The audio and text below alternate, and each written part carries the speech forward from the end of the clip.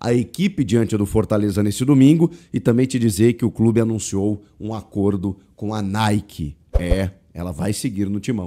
Chega mais, eu sou o Chico Garcia, inscreva-se no canal. Em exercício, Osmar Stabile confirmou que o clube vai renovar o seu contrato com a Nike até 2035, o que dará uma parceria longeva aí das maiores da história do futebol, né? A Nike já está no Corinthians desde 2003, são 22 anos, e agora mais 10 anos até 2035, num acordo que nesse período prevê o pagamento, o repasse de 1 bilhão e 300 milhões de reais. O Corinthians conseguiu elevar bem o acordo, né, os vencimentos, os valores anuais que a Nike dispendia, além de resolver algumas outras questões burocráticas que incomodavam o clube. Nesse período, houve uma negociação com a Adidas, aliás, mais uma derrota institucional, digamos assim, de Augusto Melo, né?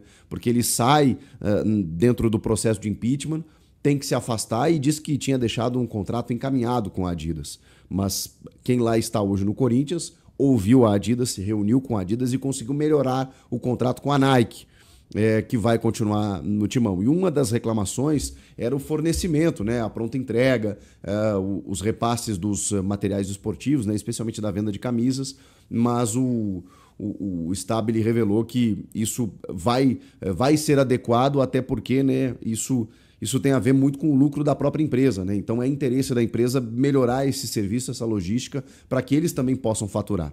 Enfim, houve uma celebração pelo acordo com a Nike, né, por mais 10 anos, numa renovação que seria automática, mas o clube estudava rescindir para fechar com a Adidas e tudo estava acontecendo nos últimos tempos, várias reuniões, várias minutas, né? Contrato daqui, dali, vamos ajustar aqui, ali, vamos melhorar aqui e ali, e a Nike, segundo o próprio Stabile, no maior acordo de um time da América do Sul com uma fornecedora de material esportivo. Então, queria saber de vocês. Vocês gostaram da manutenção da Nike, que está há tantos anos, e o Corinthians será a única equipe do futebol brasileiro a ostentar a marca da Nike. Existem outras empresas hoje, né, que às vezes até pagam mais do que a Nike para um posicionamento de mercado, e a Nike, por ter essa representatividade que tem, às vezes não paga tanto, né? Porque para o clube é interessante você ter uma fornecedora tão imponente como a Nike.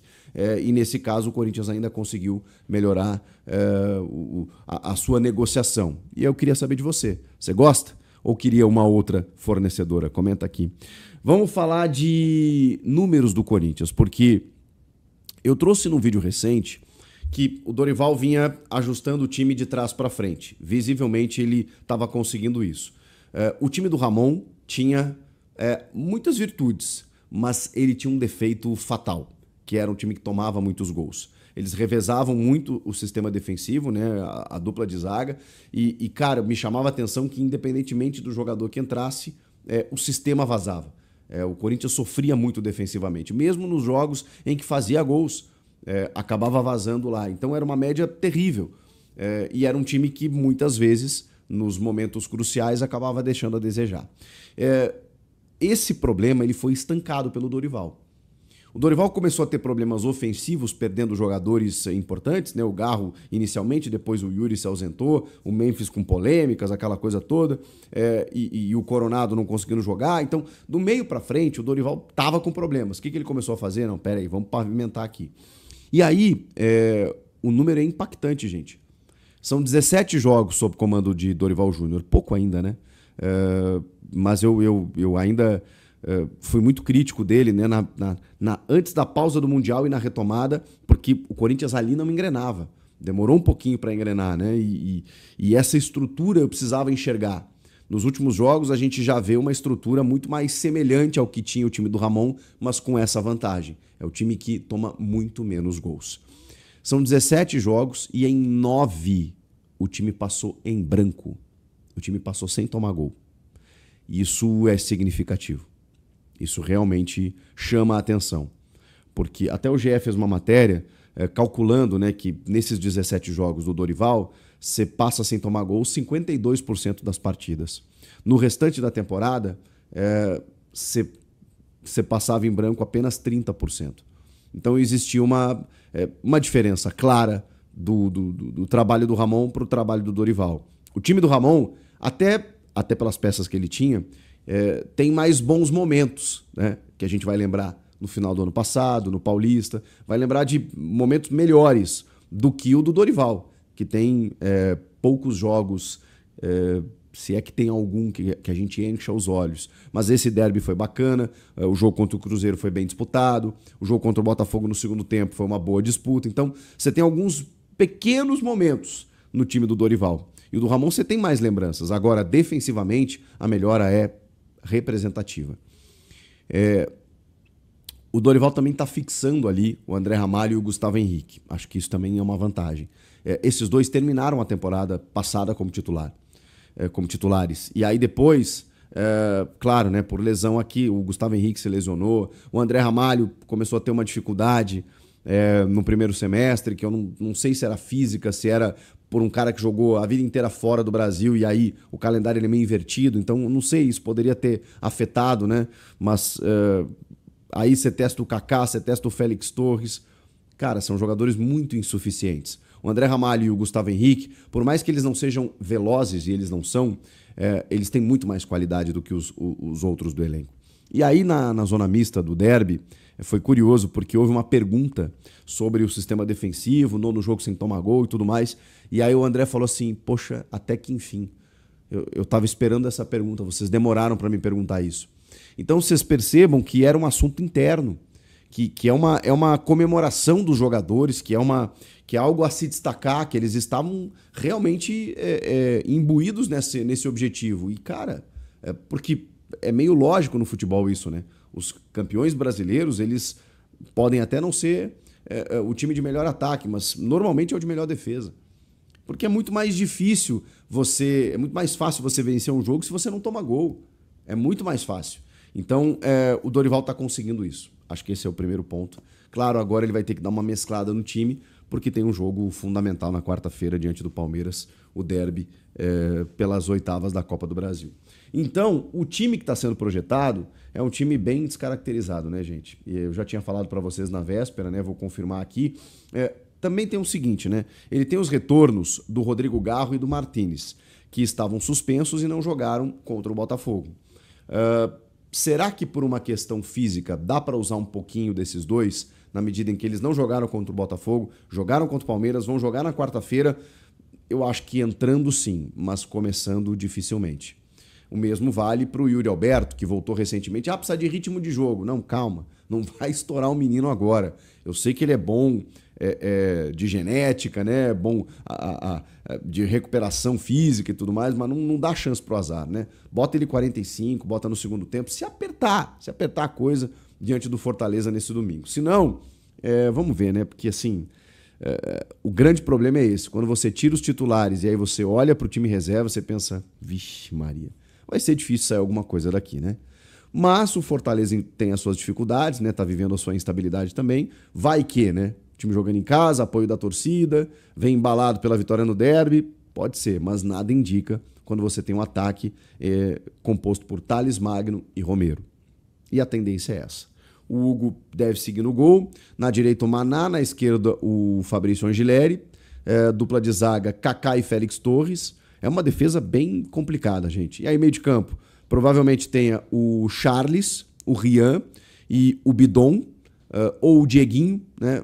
Que é o menino do Sub-20, com o Thales e o Romero na frente, podendo aparecer também, sei lá, o Héctor Hernandes, não acredito muito. Enfim, a tendência é que o time seja esse, bem descaracterizado, bem diferente, para, sei lá, sentir o jogo.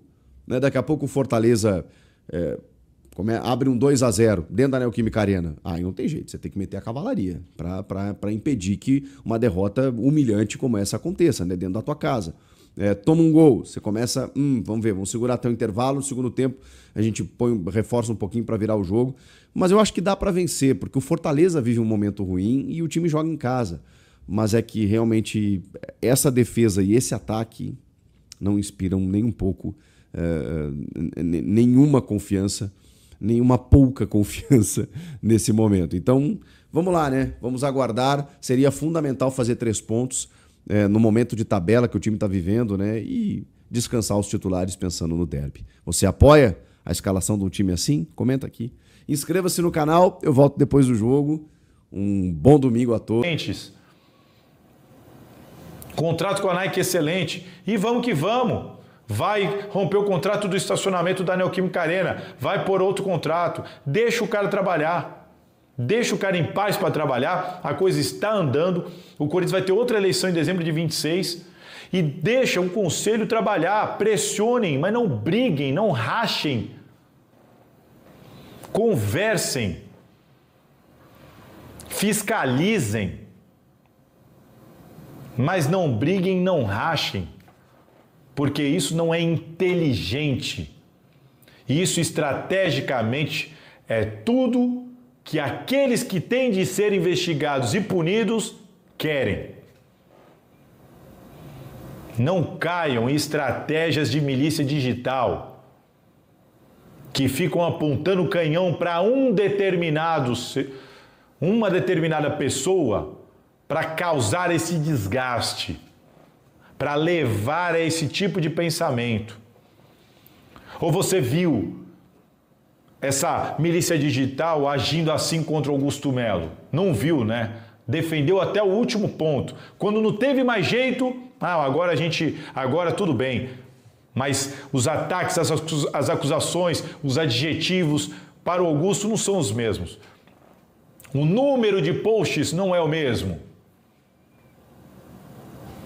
Então, se eu não caio nessa lábia, nessas mentiras, eu percebo, para mim é muito claro a estratégia de quem age com essa intenção nas redes sociais.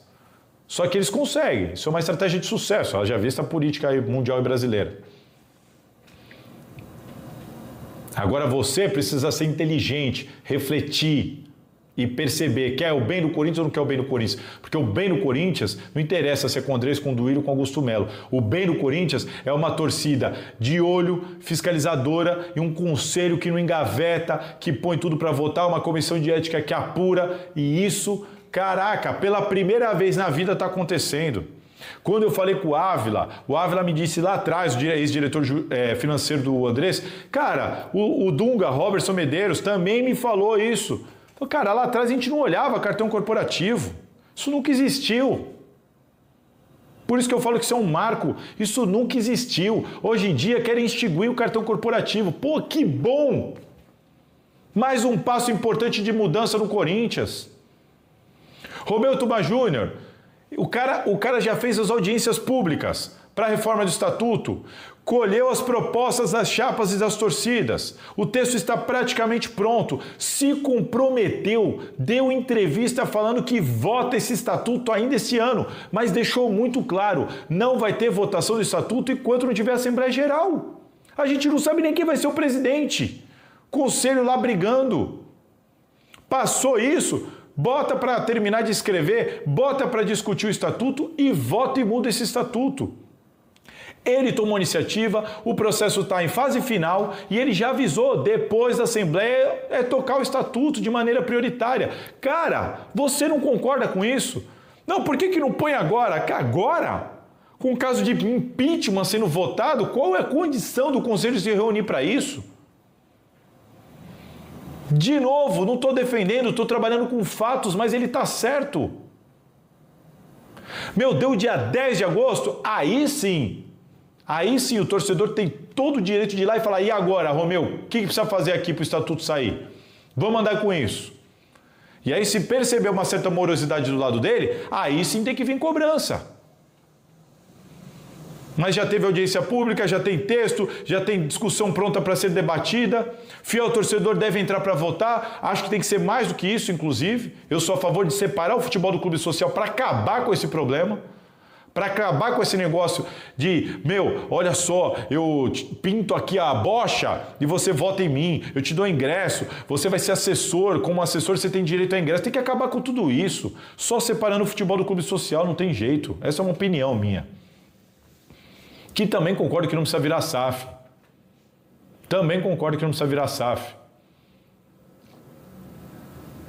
O Corinthians precisa de uma administração séria, responsável. É isso que o Corinthians precisa. Não precisa virar SAF para isso. Para isso, precisa haver fiscalização e cobrança. E estamos tendo isso como nunca se teve. Agora querem jogar tudo pro alto, querem rachar, querem acabar com isso. Alguém aí a favor de tirar o Romeu Tuma Júnior? Pode ser que sim. Tira o Romeu Tuma Júnior, quem vai ser o presidente do conselho? Você garante que o próximo presidente do conselho vai fiscalizar, vai agir, vai botar tudo para votar e ser fiscalizado como ele botou? Você garante que as comissões do conselho vão atrás das coisas como eles foram agora? Garante? Garante que não vai voltar a ser como era? Que não acontecia nada? Que as coisas não eram votadas? Até quando teve conta reprovada com o Andrés, não deu em nada.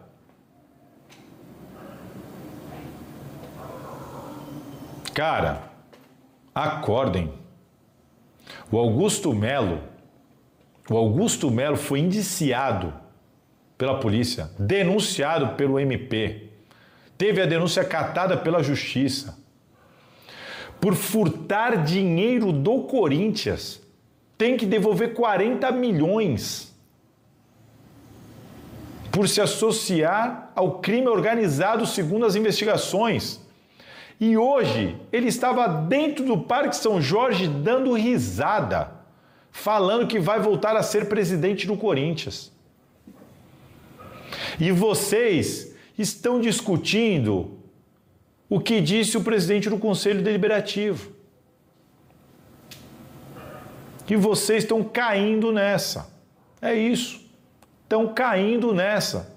Estão sendo feitos de bobos, de massa de manobra por muita gente. Não todos, obviamente, né? Tem torcedor que está esperto com isso. Mas percebeu a imoralidade que pode acontecer? Em outrora, e eu tenho quase 40 anos de idade, um cara, seja lá quem fosse, não teria condição de pisar no Parque São Jorge se ele estivesse respondendo na justiça, fosse réu na justiça por roubar o Corinthians. E esse cara pode ser presidente do Corinthians a partir do dia 9 de agosto. E vocês estão brigando entre si. E vocês estão apontando o dedo pro cara que investigou tudo isso internamente. Percebe? Cobrem o Romeu para ter a mesma regra com o Andrés. Mas a torcida não teve a mesma regra com o Andrés. Eu apanhei muito pelas matérias que eu dei do Augusto Melo. Hoje tudo se provou. Mas eu apanhei muito. Em dado momento era a rede social, era a torcida, era todo mundo me criticando. Aí agora tudo se provou. Não precisa pedir desculpa como muitos fizeram. Está tudo certo, é o meu trabalho. É o meu trabalho. Está tudo certo. Mas eu sabia o que eu estava fazendo. Eu sou profissional. Tinha minha consciência tranquila. Tinha prova de tudo. Mas a torcida, no geral, eu não estou falando só da organizada, não enxergava isso. Não entendia isso assim, não. Não houve...